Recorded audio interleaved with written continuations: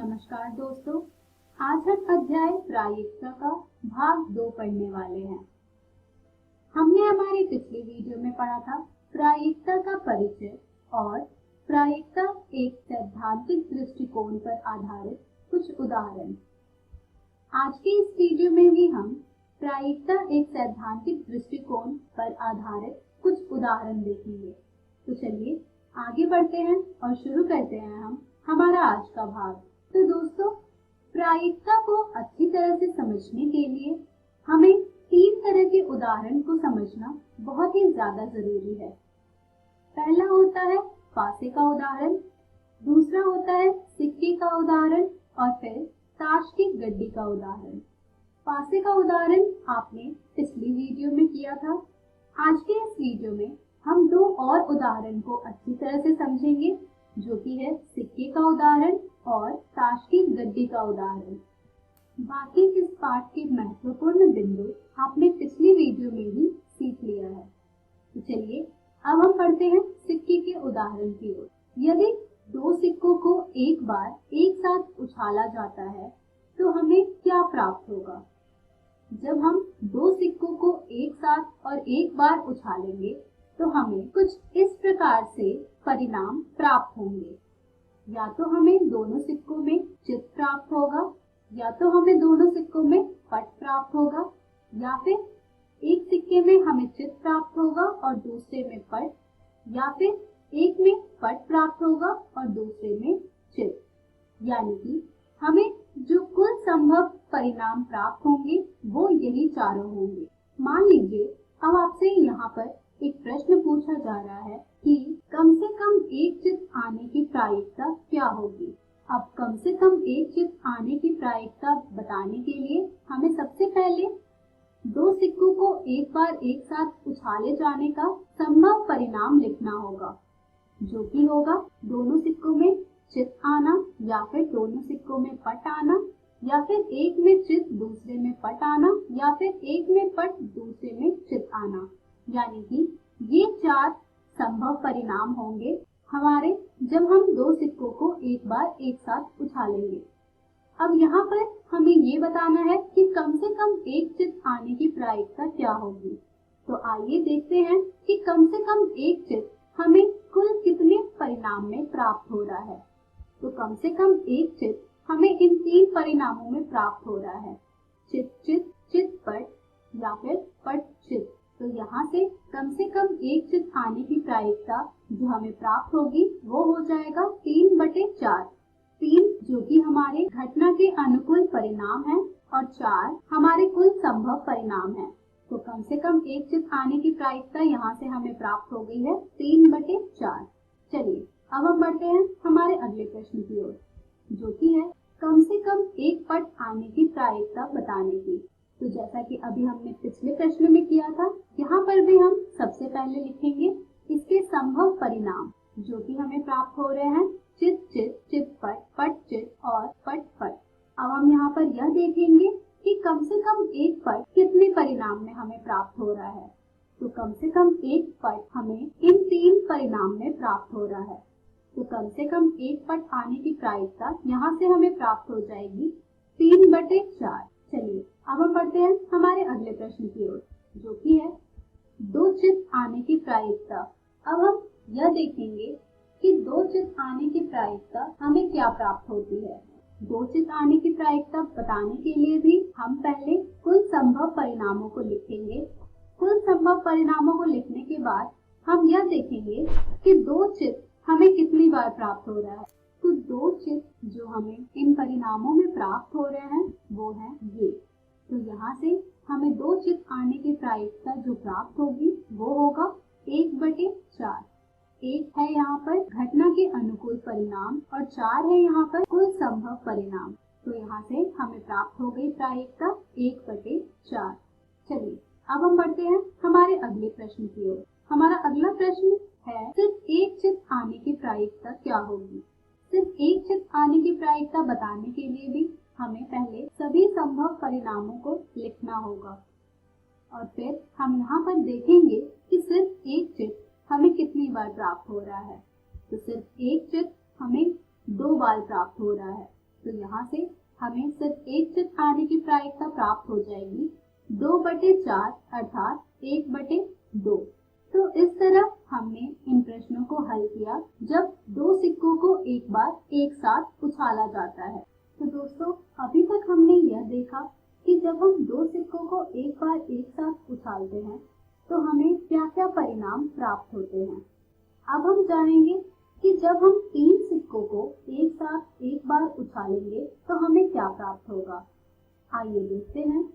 जब हम 3 सिक्कों को एक साथ एक बार उछालेंगे तो हमें प्राप्त होगा तीनों सिक्कों में चित, या फिर 2 सिक्कों में चित एक में पट, या फिर पहले सिक्के में चित दूसरे में पट और फिर तीसरे में चित, या फिर पहले सिक्के में चित और 2 सिक्कों में पट, या फिर पहले सिक्के में पट और 2 सिक्कों में चित, या फिर पहले सिक्के में पट दूसरे सिक्के में चित और तीसरे सिक्के में पट, या फिर पहले 2 सिक्कों में पट और तीसरे में चित, या फिर तीनों सिक्कों में पट।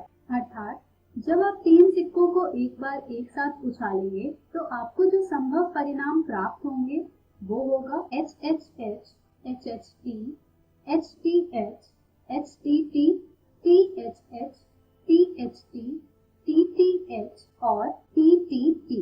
चलिए अब हम इस पर आधारित कुछ प्रश्नों को देखते हैं। 3 सिक्कों को एक बार एक साथ उछाला जाता है। निम्नलिखित को प्राप्त करने की प्रायिकता ज्ञात कीजिए। जो पहला प्रश्न है जिसकी प्रायिकता हमें ज्ञात करनी है वो है कम से कम एक चित। तो चलिए हम प्रायिकता ज्ञात करते हैं कम से कम एक चित आने की। यह ज्ञात करने के लिए हम सबसे पहले सभी संभव परिणामों को लिख लेंगे। उसके बाद हम यहाँ पर देखेंगे कि कम से कम एक चित हमें कहाँ कहाँ प्राप्त हो रहा है। तो कम से कम एक चित हमें इन परिणामों में प्राप्त हो रहा है। तो यहाँ से कम से कम एक चित आने की प्रायिकता हो जाएगी हमारी 7/8।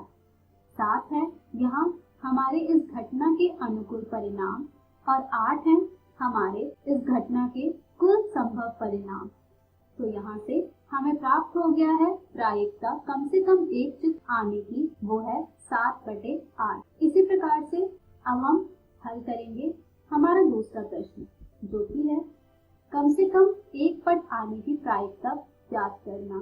तो यहाँ पर भी हम सबसे पहले कुल संभव परिणामों को लिखेंगे और फिर इनमें देखेंगे कि कम से कम एक पट हमें कितनी बार और कहाँ कहाँ प्राप्त हो रहा है। तो कम से कम एक पट हमें इन परिणामों में प्राप्त हो रहा है। तो यहाँ से हमें प्रायिकता प्राप्त हो जाएगी कम से कम एक पट आने की 7/8। इसी प्रकार से हम हमारे अगले प्रश्न को भी हल करेंगे जिसमें हमें ज्ञात करना है प्रायिकता 3 पट आने की।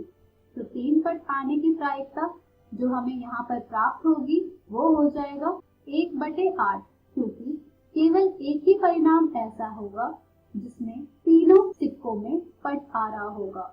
तो यहाँ से हमें प्राप्त हुआ 3 पट आने की प्रायिकता 1/8। हमारा अगला प्रश्न है केवल एक चित आने की प्रायिकता। केवल एक चित आने की प्रायिकता ज्ञात करने के लिए भी हम सबसे पहले सभी संभव परिणामों को लिखेंगे और फिर इनमें देखेंगे कि केवल एक चित हमें कहाँ कहाँ प्राप्त हो रहा है और कितनी बार प्राप्त हो रहा है। तो देखिए केवल एक चित हमें यहाँ पर प्राप्त हो रहा है, यहाँ पर प्राप्त हो रहा है और यहाँ पर प्राप्त हो रहा है। यानी कि 3 परिणामों में हमें केवल एक चित प्राप्त हो रहा है। तो यहाँ से हमें प्रायिकता प्राप्त हो जाएगी केवल एक चित आने की 3/8।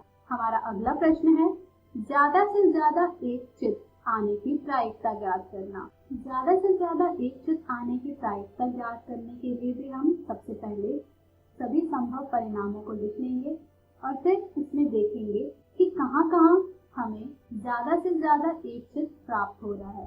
तो ज्यादा से ज्यादा एक चित हमें प्राप्त हो रहा है इन परिणामों में।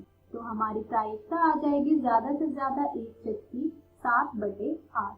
तो यहाँ पर हमारा सिक्कों पर आधारित उदाहरण समाप्त होता है।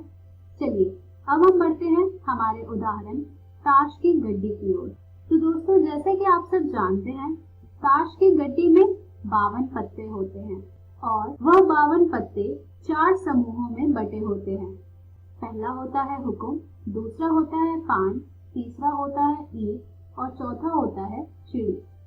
प्रत्येक समूह के पत्ते इक्का, बादशाह, बेगम, गुलाम, 10, 9, 8, 7, 6, 5, 4, 3 और 2 होते हैं। तो ये थी कुछ आधारभूत जानकारी ताश की गड्डी पर आधारित। चलिए अब हम ताश की एक गड्डी को और अच्छी तरह से समझते हैं। ताश की गड्डी में जैसा कि आप सब जानते हैं कुल 52 पत्ते होते हैं। वह 52 पत्ते 2 रंग में बटे होते हैं, एक होता है लाल और दूसरा होता है काला। उन 52 पत्तों में 26 पत्ते लाल रंग के होते हैं और 26 पत्ते काले रंग के होते हैं। लाल रंग के पत्तों में आ जाता है पान, जो कि कुछ इस प्रकार से दिखता है, और ईंट, जो कि कुछ इस प्रकार से दिखता है। लाल रंग के पत्तों में 13 पत्ते पान के होते हैं और 13 पत्ते ईंट के होते हैं। 26 पत्ते काले रंग के में 13 पत्ते होते हैं हुकुम के, जो कि कुछ इस प्रकार का दिखता है, और 13 पत्ते होते हैं चिड़ी के, जो कि कुछ इस प्रकार से दिखता है। इसे आप ध्यान से देखें और अच्छी तरह से याद कर लें कि पान किस तरह का दिखता है, ईंट किस तरह का दिखता है, हुकुम किस तरह का दिखता है और चिड़ी किस तरह का दिखता है। लाल रंग के कुल कितने पत्ते होते हैं, काले रंग के कुल कितने पत्ते होते हैं, पान के कितने पत्ते होते हैं, ईंट के कितने पत्ते होते हैं, हुकुम के कितने पत्ते होते हैं और चिड़ी के कितने पत्ते होते हैं, और एक ताश की पूरी गड्डी में कितने पत्ते होते हैं। इन सभी को आप ध्यान में रखेंगे, तभी इस पर आधारित प्रश्नों को आप अच्छी तरह से हल कर पाएंगे। तो ये थी कुछ जानकारियां गड्डी पर आधारित उदाहरण के लिए। अब हम जानेंगे फेस कार्ड के बारे में और इक्का के बारे में। जो हमें समूह प्राप्त होता है उसमें जो पत्ते हमें मिलते हैं वो होता है इक्का, 2, 3, 4, 5, 6, 7, 8, 9, 10, गुलाम, बेगम और बादशाह। यहाँ पर जो यह 3 कार्ड आपको दिख रहे हैं, इन तीनों कार्ड को हम कहते हैं फेस कार्ड, यानी कि गुलाम, बेगम और बादशाह हमारे फेस कार्ड होते हैं, और यह ए लिखा हुआ कार्ड हमारा इक्का कहलाता है। आइए अब हम देखते हैं पूरी ताश की गड्डी को। ये रही ताश की पूरी गड्डी, जिसमें कि 52 पत्ते होते हैं कुछ इस प्रकार से। इसमें आप देख पा रहे हैं कि ये सभी होते हैं चारों समूह के गुलाम, बेगम और बादशाह, जिसे हम फेस कार्ड कहते हैं। तो पूरे ताश की गड्डी में 12 फेस कार्ड होते हैं और 4 इक्के होते हैं अलग अलग समूह के। इसे आप ध्यान में रखें, क्योंकि इसका प्रयोग हमें प्रायिकता पर आधारित प्रश्नों को हल करने में जरूर होगा। तो ये थी कुछ जानकारी हमारे उदाहरण ताश की गड्डी पर आधारित। चलिए अब हम बढ़ते हैं प्रश्नों की ओर। हमारा प्रश्न है, 52 पत्तों की अच्छी प्रकार से फेंटी गई एक गड्डी में से एक पत्ता निकाला जाता है। निम्नलिखित को प्राप्त करने की प्रायिकता ज्ञात कीजिए। हमारा पहला प्रश्न है हुकुम की दुग्गी। यहाँ पर इस प्रश्न में हमें प्रायिकता ज्ञात करनी है हुकुम की दुग्गी की। हुकुम की दुग्गी यानी कि जैसा कि मैंने आपको अभी बताया था, सभी समूहों में 13 पत्ते होते हैं, जिसमें से कि एक पत्ता होता है इक्का का, 3 होते हैं उसमें फेस कार्ड और बाकी होते हैं 2, 3, 4, 5, 6, 7, 8, 9 और 10 के पत्ते। तो हुकुम की दुग्गी जो होगी वो केवल 1 होगी, और जो कुल पत्तों की संख्या है यहाँ पर वो है 52। तो यहाँ से हमें जो प्रायिकता प्राप्त होगी वो हो जाएगा अभिप्रयोगों की संख्या जिसमें घटना घटी है बटे अभिप्रयोगों की कुल संख्या, यानी कि 1/52।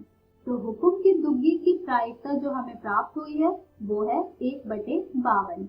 चलिए अब हम बढ़ते हैं हमारे अगले प्रश्न की ओर, जो कि है लाल रंग का बादशाह की प्रायिकता ज्ञात करना।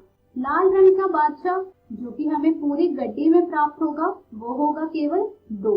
तो यहाँ से हमें जो प्रायिकता प्राप्त होगी लाल रंग के बादशाह की वो हो जाएगा 2/52 अर्थात 1/26। हमारा अगला प्रश्न कहता है गुलाम प्राप्त करने की प्रायिकता क्या होगी। तो दोस्तों, जैसा कि आप सब जानते होंगे 52 पत्तों में 4 गुलाम होते हैं।